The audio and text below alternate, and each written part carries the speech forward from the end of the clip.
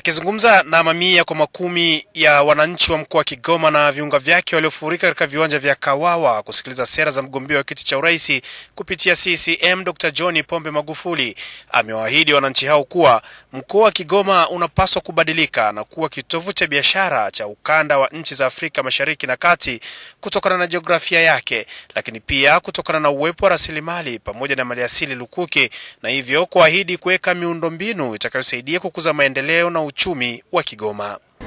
Zaidi ya kilomita karibu 300 kuna madini yanaitwa limestone yanayozunguka mpaka kwenye ziwa Tanganyika.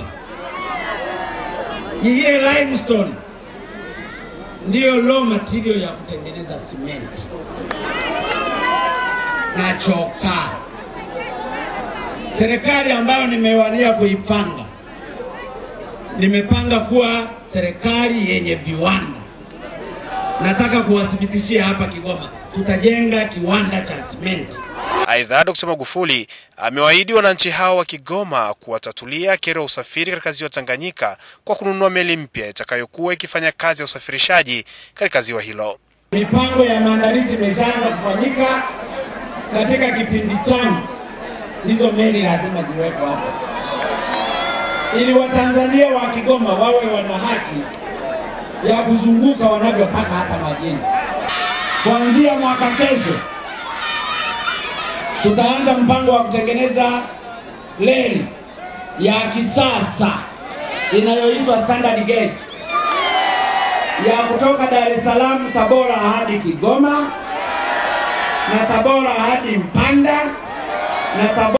Magufuli ambaye ameanza ziara zake za kampeni katika mkoa wa Kigoma akitokea mkoani Tabora, amefanya mikutano ya awali katika maeneo ya Nguruka, Uvinza, Kalinzi mkoani Kigoma na hatimaye Kigoma Ujiji, achana na mikutano mingine midogo aliyoifanya wakati akisimamishwa barabarani na wananchi, ambao wananchi hao walitumia fursa hiyo kumueleza kero zao kupitia kwa mwakilishi wao, bila kusahau kutoa shukrani kwa ujenzi wa daraja la Kikwete ambalo wamesema litakuwa ni ufunguo wa maendeleo katika mkoa huo. Manyovu, Machazo na Mkabogo ni wakulima wa kahawa. Ningekuomba utusaidie kwenye masoko, pembejeo kwa ajili ya wakulima wa kahawa. La mwisho, mengine utayasema wewe. Tunalo tatizo kubwa la maji hapa Kalinzi na maeneo yote. Kero kubwa ambazo zimetajwa na wananchi wa mkoa wa Kigoma ni pamoja na ukosefu wa maji, tatizo la bei kwa mazao ya tumbaku, mawese na kahawa, pamoja na ulipwaji wa fidia kwa wale waliobomolewa nyumba zao wakati wa ujenzi wa barabara katika maeneo mbalimbali ya mkoa huo.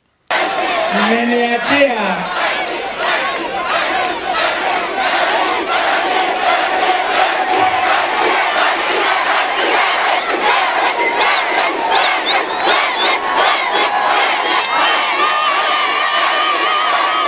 Emmanuel Buhohela, ITV, Kigoma.